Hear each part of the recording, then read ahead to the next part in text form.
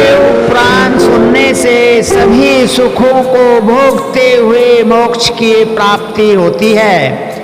शिव पुराण श्री कैलाश संहिता पिरणव सब मंत्रों का बीज रूप है। आज की शिव पुराण का अध्याय है। स्कंद जी बोले, हे वामदेव जी, प्रातः काल स्नान से निवृत्त होने के पश्चात गंध, पुष्प और अक्षत आदि पूजा की सामग्रियों से भगवान शिव और श्री गणेश का विधि पूर्वक पूजन और ध्यान करें। पूर्ण आहुति देकर हवन करें और गायत्री मंत्र का जाप करें। इसी प्रकार सायंकाल में संध्या करें। संध्योजात के 5 मंत्रों से हवन करें। मन में भगवान शिव का देवी पार्वती सहित ध्यान करते हुए गायत्री मंत्र का उच्चारण करते हुए आहुति दें। भूर्भुवः स्वः रोत्र कहते हुए त्रिलोकीनाथ कल्याणकारी भगवान शिव के अर्धनारीश्वर स्वरूप का ध्यान करें। देवाधिदेव महादेव जी के 5 मुख, 10 भुजाएं, 15 नेत्र और उज्ज्वल मनोहारी स्वरूप है। उनकी पत्नी देवी पार्वती जगत माता त्रिलोक को उत्पन्न करने वाले और निर्गुणमयी है। ऐसा मन में विचार करते हुए ज्ञानी पुरुष गायत्री मंत्र का जाप करें। पार्वती जी ही आदि देवी त्रिपदा ब्रह्मत्व गायत्री और अजा हैं। वे व्याहतियों से उत्पन्न हैं और उसी में लीन हो जाती हैं। वे जगत माता देवी पार्वती वेदों की आदि पिरणव और शिव पात्री हैं। पिरणव मंत्र ही सब मंत्रों का बीज रूप है। पिरणव ही शिव है और शिव ही पिरणव है। मोक्ष की नगरी काशी में मरने वाले मनुष्य को शिव जी इसी मंत्र की दीक्षा देते हैं, तभी ज्ञानी पुरुष को मुक्ति मिलती है। इसलिए सभी को अपने हृदय में भगवान शिव को धारण कर सदा उनका पूजन करना चाहिए। वामदेव बोले, हे भगवान, वे 6 प्रकार के अर्थ कौन से हैं और उनका क्या ज्ञान है? इनके प्रतिपादक कौन है और इनका क्या फल है? इस प्रकार में यह कौन सा ज्ञान है जिसे जाने बिना जीव शास्त्रों से विमोहित हो जाता है? मैं भी शिव माया से विमोहित हूँ। मैं कुछ भी नहीं जानता। आपकी शरण में आया हूँ। मुझ पर कृपया कर मुझे ज्ञान रूपी अमृत पिलाइए ताकि मेरी अज्ञानता दूर हो जाए। मुनि वामदेव के इस प्रश्न का उत्तर देते हुए शिव पुत्र स्कंद बोले, हे मुनि शार्दूल, इस संसार में भगवान शिव ही समस्त प्राणवात परिज्ञान के भंडार हैं। वे ही समष्टि व्यष्टि भाव रखते हैं।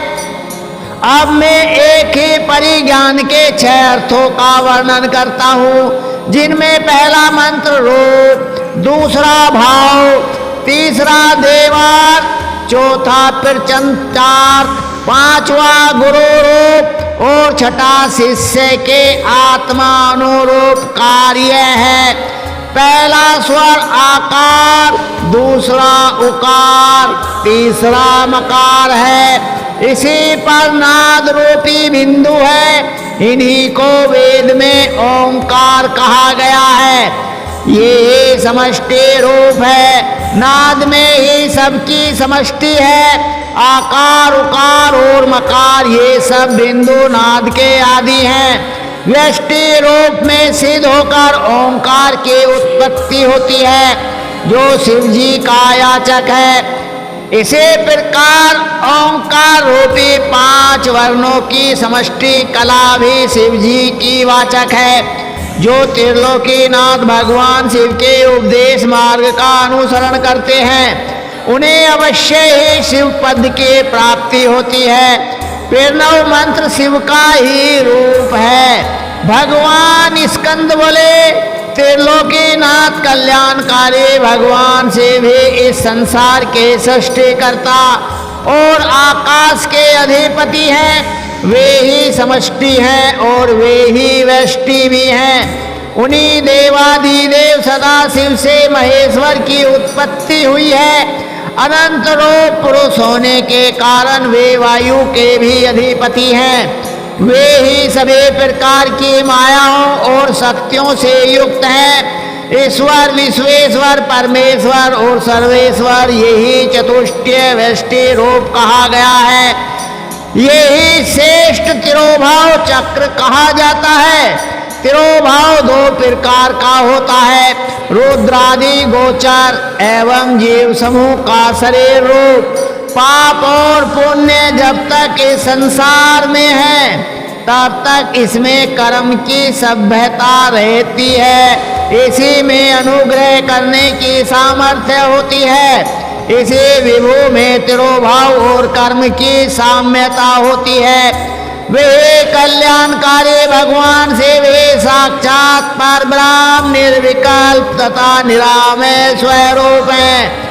तिरोभाव के शांति कला में तिरोभाव चक्र को महेश्वर के अधिष्ठित उत्तम पद कहा गया है। महेश्वर के चरणों की सच्चे हृदय से भक्ति करने वालों को यही पद प्राप्त होता है। उन्हीं महेश्वर के 1000वें अंश से रुद्र उत्पन्न हुए हैं। वे अधीर शरीरधारी और तेज तत्व के स्वामी हैं। वे प्रभु ही वाम भाग में देवी गौरी शक्ति धारण करते हैं। रुद्र ही पापियों का संहार करने वाले हैं। व्यष्टि रूप से हारमोंड और भव अद्भुत चक्र विदित हैं। ये सत्प्रभावरण से रक्षित होते हैं। इनके ऊपर की ओर 10 गुना जल है और इस जल के मध्य में रहने वाले को श्रुति द्वारा जलम ध्यास्यायी कहा जाता है। भगवान शिव अनुग्रह तिरोभाव संहार स्थित और सृष्टि से युक्त होकर नई नई लीलाएं करते हैं। वे ही सर्वशक्तिमान ईश्वर हैं। सोत जी बोले, मुनि वामदेव को भगवान स्कंद के मुख से ओंकार रूपी अमृत कथा का सेवन करके आनंद की अनुभूति हुई। वे बोले, प्रभु इस अमृतमयी कथा को सुनकर मेरा ज्ञान और बढ़ गया है, परंतु फिर भी मैं आपसे एक प्रश्न पूछता हूँ। भगवान सदाशिव से लेकर कीर्ति पर्यंत तक इस जगत में स्त्री पुरुष ही दिखाई देते हैं। इस रूपवान अद्भुत संसार की उत्पत्ति का कारण वे परमेश्वर ही है या कोई अन्य रूप है? विद्वान और शास्त्रों के अनुसार इसके अनेक प्रकारों का वर्णन करते हैं। कृपया कर मुझे जगत सृष्टा भगवान शिव के भाव का वर्णन कीजिए। मुनि वामदेव के इस प्रकार उपनिषद गर्भित रहस्य को समझाकर स्कंद देव बोले, हे महामुनि, जिस परम शिव तत्व शिव ज्ञान को आप सुनना चाहते हैं वे मैं आपको सुनाता हूँ। यही ज्ञान मेरे पिता देवाधिदेव भगवान शिव ने मेरी माता देवी पार्वती को सुनाया था। उस समय में छोटा सा बालक था और माँ की गोद में बैठकर दूध पी रहा था। वे बातें आज भी मुझे याद हैं। कर्म सत्ता से लेकर सभी शास्त्रों में लिखा सभी कुछ ज्ञानदायक है। आप जैसे ज्ञानी पुरुष से इतना कुछ जानते हुए भी भगवान के विषय में और अधिक जानने की जिज्ञासा रखते हैं, परंतु मूर्ख और अज्ञानी पुरुष तो सब कुछ जानते और समझते हुए भी ईश्वर के स्वरूप से इनकार कर देते हैं। परमेश्वर परमात्मा को जानना एवं उन्हें पहचानने में कोई संदेह एवं परेशानी नहीं है। वे स्त्री पुरुष के रूप में विश्व के सामने प्रत्यक्ष दिखाई देते हैं। श्रुतियों में भी कहा गया है, कि सच्चिदानंद पर ब्रह्म शिव सत्य है। जो भी असत्य एवं प्रपंचों से निवृत्त अथवा दूर होकर सदाचार के मार्ग का अनुसरण करते हैं वे सदा आत्मा कहलाते हैं। वे प्रकाश से चित होकर जगत के कारण बन जाते हैं। वे ही शिव शक्ति भाव को प्राप्त हुए हैं। उन्हीं को भगवान से और शक्ति संयोग से परम आनंद के प्राप्ति होती है। वामदेव जी बोले, भगवान पूर्व में आपने हे प्रकृति के नीचे नियति और ऊपर पुरुष बताया था, फिर आज आप यह क्या कह रहे हैं? फिर वो मेरा संशय दूर कीजिए। तब मुनि वामदेव जी के वचन सुनकर स्कंद जी बोले, हे मुने, अद्वैत सेवावाद में द्वैत सेवावाद का कोई समावेश नहीं होता। यह नश्वर और अविनाशी है। भगवान से वे सच्चिदानंद स्वरूप वाले परम ब्रह्म है। इन्हीं त्रिलोकीनाथ कल्याणकारी शिव को ही सर्वज्ञ, सबका कर्ता एवं त्रिवेदों का उत्पादक कहा जाता है। वे सर्वेश्वर से वे अपनी माया और इच्छा के अनुरूप संकोचित रूप धारण कर पांचों कला में निपुण पुरुष हो गए हैं। वे ही भोक्ता हैं जो प्रकृति के सभी गुणों को भोगने वाले हैं। वे ही समष्टि और चित प्रकृति तत्व के स्वामी हैं। प्रकृति के गुण सत्व से उत्पन्न हुए हैं। गुणों से बुद्धि और बुद्धि से ही अहंकार की उत्पत्ति होती है। तब उसमें तेज और उसमें मन, बुद्धि और इंद्रियों की उत्पत्ति हुई है। मन के रूप को संकल्प विकल्प आत्मक कहा गया है। बुद्धि, इंद्रिय, कान, त्वक, चक्षु, जिह्वा, शब्द, रूप, स्पर्श, रस, गंध प्रवृत्ति को बुद्धि और इंद्रियों में स्रोत का क्रम कहा गया है। वैचारिक अहंकार से कर्म इंद्रियों की उत्पत्ति हुई है, जिन्हें मुनियों ने सूक्ष्म कहा है। फिर तन्मात्राएं और शब्द के रूप हुए, जिनमें आकाश, वायु, अग्नि, जल और पृथ्वी की उत्पत्ति हुई। ये ही पंच महाभूत कहलाते हैं। शब्द आदि रूप रस गंध उनके तन मात्राएं कहलाए। आकाश, वैन, पाचन, वेग आदि पांच महा कहलाए। इस प्रकार स्कंद जी का वेदांत युक्त वचन सुनकर मुनि वामदेव बहुत प्रसन्न हुए और हाथ जोड़कर पृथ्वी पर लेटकर उन्हें दंडवत प्रणाम करने लगे। उनके चरणार बिंदों में उन्हें परम तत्व ज्ञान प्राप्त हो गया। सूत जी बोले, मुनि वामदेव ने भगवान स्कंद से पूछा, हे भगवान, आप सर्व तत्व को जानने वालों में श्रेष्ठ हैं।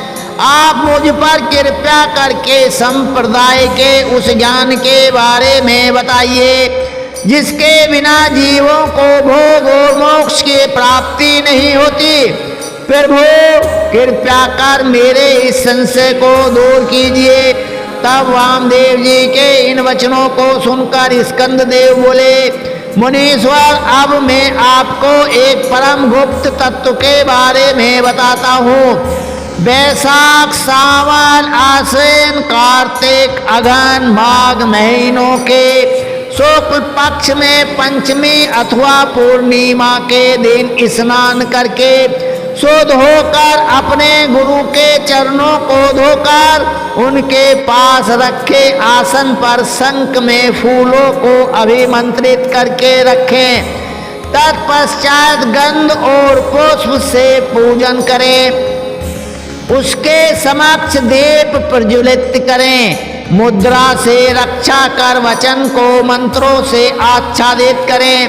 तत्पश्चात विधि पूर्वक अर्घ्य दें और सुगंधित पुष्पों से पूजन करें। आधार पर सुगंधित जल का घट रखकर उसे सूत से लपेटें उस घट पर पीपल, पिलखन, जामुन, आम और बड़ नामक 5 पेड़ों की छाल और पत्ते तथा हाथी, घोड़े, रथ, बाम्बी और नदी के संगम स्थान की मिट्टी में सुगंधी को मिलाकर उसे कलश पर लेपने के बाद आम के पत्ते, कुसका, आग्र, नारियल, फूल आदि वस्तुओं से कलश को सजाएं। सजाने के बाद कलश में पंचरत्न डालें। यदि पंचरत्न न हो तो सुवर्ण डालें। नील मणिक्य, सुवर्ण, मूंगा और गोमेद नामक 5 तत्वों को निर्मल्स्क का उच्चारण करते हुए अंत में ग्लूमू कहते हुए विधि विधान से पूजन करें। खीर और तांबूल अर्पित कर 8 नामों का जाप करते हुए पूजा करें। गुरु द्वारा बताई हुई विधि से अनुष्ठान सहित भगवान शिव की पूजा अर्चना करें। फिर गुरु को अपने शिष्य को अहम सोहम मंत्र का उपदेश देना चाहिए। उपदेश के बाद भस्म का ज्ञान प्रदान करना चाहिए। उस समय गुरु को अपने मन में यही विचार करना चाहिए कि मैं ही शिव हूँ। इस प्रकार शिष्य को ज्ञान दें। भगवान स्कंद बोले, मुनि वामदेव अपने शिष्यों को पूजा विधि का वर्णन करने के पश्चात गुरु निम्न बातों का उच्चारण करे। मैं ब्रह्म हूँ, वह तू है, आत्मा ही ब्रह्म है, सारा संसार ईश्वर से अधिष्ठित होता है। मैं ही प्राण हूँ, आत्मा ही ज्ञान का सार है, प्रज्ञान आत्मा ही यहाँ विदित स्थित होती है। वही तुम्हारा मेरा अर्थात सबका अंतर्यामी है। वही ज्ञान रूपी अमृत है। वह एक ही पुरुष में और आदित्य में है। वही परम ब्रह्म में हूँ, सबसे परे और सबका ज्ञाता और वेद शास्त्रों का गुरु मैं ही हूँ। इस संसार में सारे आनंद का क्षण मैं ही हूँ। सर्वभूतों के हृदय में व्याप्त रहने वाला मैं ही ईश्वर हूँ। सारे तत्वों का और पृथ्वी का प्राण मैं ही हूँ। मैं ही जल और तेज का प्राण हूँ। आकाश और वायु का प्राण मैं ही हूँ। मैं ही त्रिगुण का प्राण हूँ। मैं ही अद्वितीय और सर्वात्मक हूँ। यह सब ब्रह्म रूप है। मैं ही मुक्त स्वरूप हूँ, इसलिए मेरा ध्यान करना चाहिए। इस प्रकार भगवान स्कंद ने वामदेव जी से योग पट्ट का वर्णन किया। भगवान स्कंद बोले, हे मुनीश्वर, अब मैं आपको यतियों को शुद्धि प्रदान करने वाले छोर और स्नान की विधि बताता हूँ। जब शिष्य योग पद को प्राप्त हो जाए तब व्रत करने से पूर्व छोर करना चाहिए। गुरु को नमस्कार कर उसकी आज्ञा से छोर कराएं। फिर नाई के कपड़े को चिट्ठी और जल से धुलाएं। फिर शिव नाम का उच्चारण करते हुए हाथ की अनामिका और अंगूठे को अभिमंत्रित करें। आंखें बंद कर मंत्र का उच्चारण करें और दाहिने ओर से छोर कराएं। आगे से पीछे की ओर सिर मुंडवाएं और फिर मूछें भी साफ कराएं और नाखून काट लें। तत्पश्चात नदी में 12 डुबकी लगाकर स्नान करें। बेल, पीपल या तुलसी के नीचे की मिट्टी लेकर उसका प्रोक्षण कर अभिमंत्रित करें। उस मिट्टी के 3 भाग करें। एक भाग से 12 बार हाथ मलकर साफ करें। दूसरे भाग की मिट्टी को सिर से मुंह तक लेप करके 12 बार जल में डुबकी लगाएं। फिर 16 बार कुल्ला कर 2 बार आचमन करें। बची हुई मिट्टी का पूरे शरीर पर लेप करें। मन में ओंकार का भक्ति पूर्वक जाप करते हुए 16 बार प्राणायाम करें। फिर ज्ञान देने वाले गुरु का ध्यान करते हुए 3 बार साष्टांग प्रणाम करें। तत्पश्चात तीर्थ स्थान के जल में डुबकी लगाते हुए त्रिलोकीनाथ कल्याणकारी भगवान शिव का स्मरण करें। वे देवादिदेव महादेव ही संसार को तारने वाले हैं। वे सबका कल्याण करते हैं। इस प्रकार मैंने आपको स्नान की पूर्ण विधि बताई। मुनि वामदेव बोले, हे भगवान स्कंद जी, मैंने सुना है कि योगियों का दाह कर्म नहीं किया जाता, उन्हें तो शुद्ध भूमि में स्थापित कर दिया जाता है। क्या यह सच है? तब मुनिवर के प्रश्न का उत्तर देते हुए असुर निस्कंदन स्कंद जी बोले, हे मुनिवर, यह प्रश्न एक बार महान शिव योगी भृगु ने स्वयं सर्वज्ञ त्रिलोकीनाथ भगवान शिव से किया था।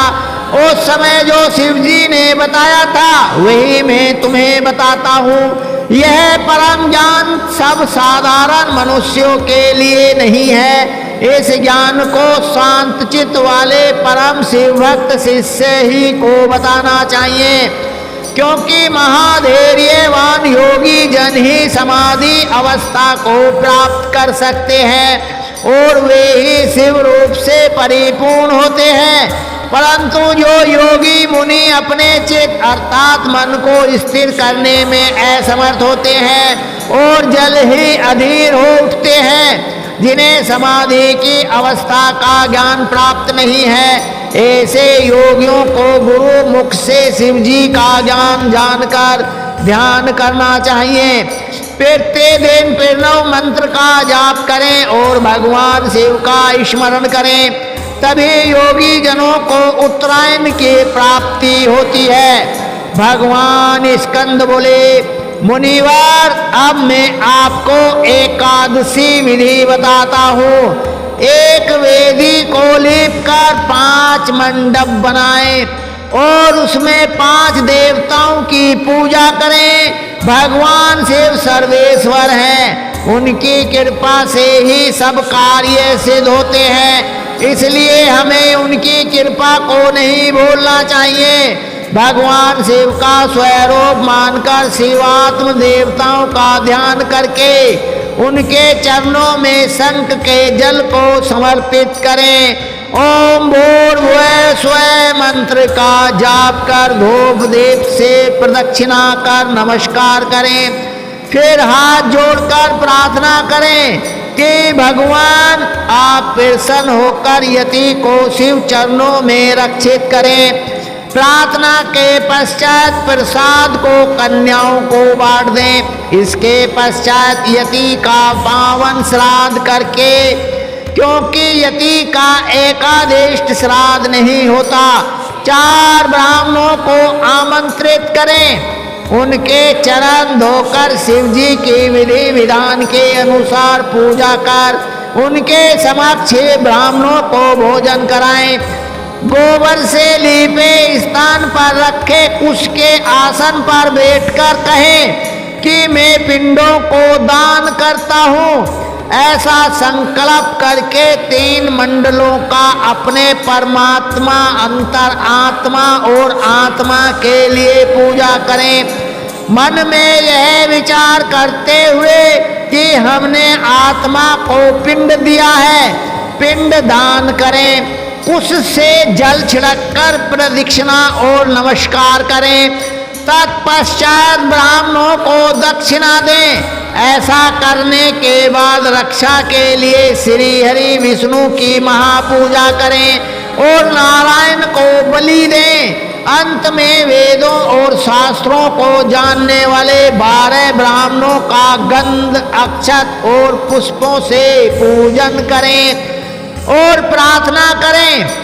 कुछ आसन पर पायस बलि दें। मुनि वामदेव, यह मैंने आपको एकादश की विधि बताई है। स्कंद देव बोले, मुनि वामदेव 12वें दिन प्रातः उठकर स्नान आदि नित्य कर्मों से निवृत्त होकर भगवान शिव की पूजा अर्चना करें।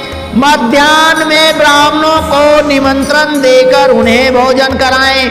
मन में गुरु पूजन का संकल्प करें। गुरु के चरण धोकर उन्हें आसन पर बैठाकर कुशाओं और धूप दीप से आराधना करें। गुरु को नमस्कार कर मंत्र का जाप करते हुए अक्षत अर्पित करें। ब्राह्मणों को भोजन कराकर उन्हें आसन पर बैठाएं। फिर तांबूल देकर दक्षिणा में छत्र, पादुका, पंखा, चौकी, वेणुदंड देकर उनके प्रदक्षिणा कर नमस्कार करें। उनके चरण छूकर आशीर्वाद पाकर उन्हें विदा करें। अन्य अतिथि एवं दीन अनाथों को भोजन कराएं। इसी प्रकार प्रति वर्ष गुरु की पूजा करें। गुरु की उत्तम आराधना से निश्चय ही शिवलोक की प्राप्ति होती है। मुनिवर वेसन पायन तेल जैमिनी और सुमंतु नामक चारों महामुनि तेजस्वी व्यास के शिष्य हैं। वामदेव, अगस्त्य, पुलस्त्य और क्रेतो योगी वर सनत कुमार जी के शिष्य हैं। ये सभी मुनि अद्भुत और भगवान शिव के परम भक्त हैं। इन्होंने ये पंच महाभूतों से आवृत वेदांत सिद्धांत का परम निश्चय किया है। यह मोहनाशक, ज्ञानदायक और संतोषदायक है। यह जगत का कल्याण करने वाला और लक्ष्मी प्रदान करने वाला है। त्रिलोकीनाथ कल्याणकारी भगवान शिव का ध्यान और स्मरण सदा करने से योगी जन शिव स्वरूप हो जाते हैं। ब्रह्मा, विष्णु और शिव का भजन और ध्यान करने से मनुष्यों को मोक्ष प्राप्त होता है तथा उनकी सभी कामनाएं पूरी हो जाती हैं। कल्याणकारी देवादिदेव महादेव जी की आराधना सभी दुखों का नाश कर सुख प्रदान करने वाली तथा भोग मोक्ष देने वाली है। इस प्रकार वामदेव जी को उपदेश देकर और उनसे पूजित होकर स्कंद देव अपने माता पिता का स्मरण करते हुए कैलाश पर्वत को चले गए। तब मुनिवर वामदेव भी भगवान स्कंद का अनुसरण करते हुए कैलाश पर गए। वहां पहुंचकर वामदेव मुनि ने भगवान शिव पार्वती के चरणों में अपना शीश नवाया। फिर उनके समक्ष पृथ्वी पर लेटकर अपने आराध्य सर्वेश्वर शिव और देवी पार्वती की स्तुति की तथा उनको शीश नवाया। तत्पश्चात भगवान शिव और माता पार्वती की कृपा पाकर वहीं रहने लगे। इस प्रकार आपको ओंकार महेश्वर का अर्थ जानकर इस परम ज्ञान को प्राप्त करके सदा प्रभु के चरणों का स्मरण करना चाहिए। वे कल्याणकारी शिव ही भक्ति और मुक्ति के दाता हैं। हे मुनीश्वरों, मैंने आपको सब कुछ बता दिया है। यह कहकर वे बद्री का आश्रम को चले गए। व्यास जी कहते हैं, जो जगत की सृष्टि, पालन और संहार करने वाले हैं उन भगवान शंकर को मैं प्रणाम करता हूँ, जिनकी शक्ति अद्वितीय है, जो संसार की हर वस्तु में विद्वान है अर्थात सर्वव्यापक है। उन्वेष करता अविनाशी भगवान शिव की मैं शरण में हूँ। जब गंगा, यमुना और सरस्वती के संगम स्थल प्रयाग में नेमिषारण्य में ऋषि गणों ने यज्ञ का अनुष्ठान किया, तब व्यास मुनि के पुत्र सूत जी उस स्थान पर गए थे। उन्हें वहां देखकर मुनि प्रसन्न हो गए। उन्हें यथा योग्य आसन पर बैठाकर उनका सत्कार और पूजन किया। ऋषिगण बोले, हे सर्वज्ञ सूत जी, आप महर्षि व्यास जी के शिष्य होने के कारण सब कथाओं और रहस्यों को जानते हैं। हम पर कृपया कर हमें भी दिव्य कथा सुनाइए। ऋषिगण के प्रार्थना सुनकर सूत जी ने मन ही मन भगवान शिव एवं देवी पार्वती का स्मरण किया। फिर बोले, हे ऋषिगण, अब मैं आपको पुराणों के प्रकट होने का वृतांत सुनाता हूँ। श्वेत कल्प में वायुदेव द्वारा कहे गए वचन ही न्यास से पूर्ण व शास्त्रों से शोभित होकर पुराण कहे जाते हैं। 4 वेद, 6 शास्त्र, मीमांसा, न्याय, धर्मशास्त्र एवं पुराण आदि 14 विद्याएं हैं। आयुर्वेद, धनुर्वेद, गंधर्व वेद और अर्थशास्त्र से मिलकर ये 18 हो जाते हैं। देवादिदेव भगवान से भी इन 18 विद्याओं के उत्पादक हैं। संसार के उत्पत्ति के समय सर्वप्रथम ब्रह्मा जी उत्पन्न हुए, जिन्हें ये 18 विद्याएं प्रदान की। उनकी रक्षा के लिए विष्णु को शक्ति प्रदान की। विष्णु जी ब्रह्मा जी की रक्षा करने वाले मध्य पुत्र हैं। ब्रह्मा के 4 मुखों से 4 वेद उत्पन्न हुए। तत्पश्चात उनके 4 मुखों से शास्त्र उत्पन्न हुए। ब्रह्मा जी के मुख से उत्पन्न हुए इन शास्त्रों को पढ़ना अत्यंत कठिन है। इसलिए मनुष्य गणों को वेदों और शास्त्रों का ज्ञान प्रदान करने हेतु भगवान शिव की कृपा से द्वापर युग में श्री हरि विष्णु के रूप में व्यास जी अवतरित हुए। उन्होंने द्वैपायन नाम से द्वापर में जन्म लिया और वेद व्यास नाम से जग प्रसिद्ध हुए। उन्होंने सभी पुराणों की रचना की। संक्षेप में उन्होंने 4 लाख श्लोकों की रचना की। ब्रह्मा, पदम, विष्णु, शिव, भगवत, भविष्य, नारद, मार्कंडे, अग्नि, ब्रह्म, वेवर्त, लिंग, बारा, वामन, कूर्म, मत्स्य, गरुड़, ब्रह्मांड, स्कंद आदि कुल 18 पुराण है।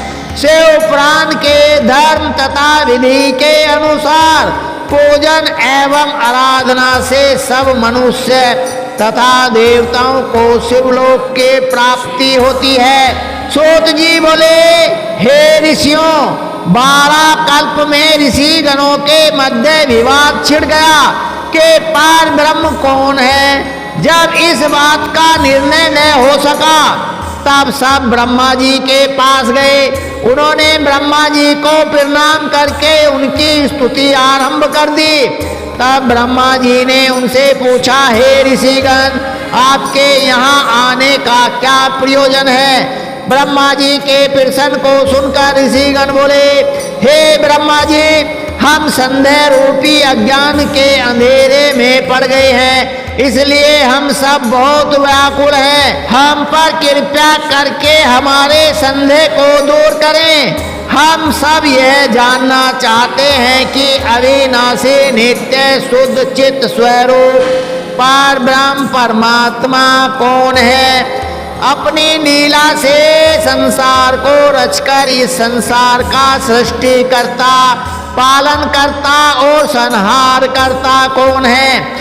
ऋषि गणों का यह प्रश्न सुनकर ब्रह्मा जी ने त्रिलोकीनाथ कल्याणकारी देवादिदेव महादेव जी का स्मरण करके उन्हें बताया।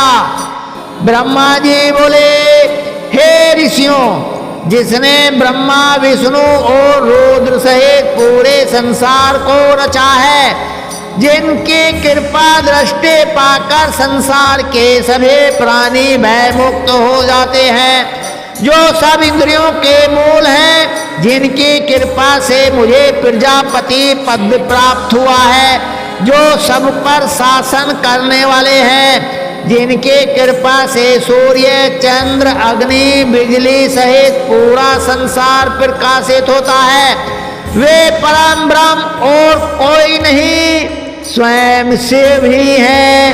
इनकी अनंत महिमा को कोई नहीं जान सकता। त्रिलोकीनाथ कल्याणकारी भगवान से वे निपुण उदार गंभीर माधुर्य मकरंद से सभी प्राणियों के स्वामी और अद्भुत लीला करने वाले हैं। उन्होंने इस संसार को उत्पन्न किया है। प्रलय काल में ही वे सारे ब्रह्मांड को अपने अधीन कर अपने में विलीन कर लेते हैं। भगवान शिव का सच्चे मन से पूजन और आराधन करने वाले को प्रभु का दर्शन प्राप्त होता है। भगवान शिव के 3 रूप हैं, स्थूल सूक्ष्म और सूक्ष्म से भी सूक्ष्म। स्थूल रूप को देवता, सूक्ष्म रूप को योगी जन और तीसरे अर्थात अत्यंत सूक्ष्म को शिव जी के परम भक्त और शिव व्रत का उत्तम पालन करने वाले ही देख सकते हैं। धर्म का विशेष ज्ञान हो जाने पर अधर्म का नाश हो जाता है और फिर शिव जी की अचल भक्ति प्राप्त हो जाती है। भगवान शिव की कृपा से कर्म के बंधनों से मुक्ति मिल जाती है तथा मनुष्य धर्म में प्रवृत्त हो जाता है। धर्म 2 प्रकार का होता है, गुरु अपेक्षित तथा गुरु अनपेक्षित। गुरु अपेक्षित धर्म द्वारा ही शिव धर्म में प्रवृत्त होकर शिव ज्ञान के प्राप्ति होती है और मनुष्य सांसारिक मोह माया को त्याग कर भाव साधन में लग जाता है। तत्पश्चात ज्ञान और ध्यान से युक्त होकर मनुष्य योग में प्रवृत्त हो जाता है। योग से भक्ति, भक्ति से शिव जी की कृपा और उनकी कृपा से संसार से मुक्ति मिल जाती है। तब मनुष्य शिव धाम एवं शिव पद को प्राप्त कर लेता है। इसलिए ऋषिगण आप सबको मन और वाणी को शुद्ध करके परमात्मा शिव के ध्यान में लग जाना चाहिए। यज्ञों और मंत्रों द्वारा आह्वान करने से वायुदेव आपके पास आएंगे, उसी से तुम्हारा कल्याण होगा। फिर आप सब पवित्र वाराणसी नगरी में चले जाना, क्योंकि वहीं पर पिनाकधारी शिव देवी पार्वती जी के साथ विराजमान है। इस समय मैं मनोमय चक्र को छोड़ रहा हूँ। इस चक्र की नेवी जहाँ टूटे उसी स्थान पर आप महायज्ञ आरंभ करना। यह कहकर ब्रह्मा जी ने शिव जी का स्मरण करते हुए सूर्य के समान चमकते दिव्य अलौकिक चक्र को फेंक दिया। सब ऋषियों ने ब्रह्मा जी को प्रणाम कर चक्र के पीछे चलना आरंभ कर दिया। वह चक्र बहुत दूर चलकर एक बड़ी शिला से टकराया और उसकी नेमी टूट गई। तब वही स्थान नेमी सारने नाम से विख्यात हुआ। ऋषि गणों ने उसी स्थान पर महायज्ञ करने की दीक्षा ग्रहण की।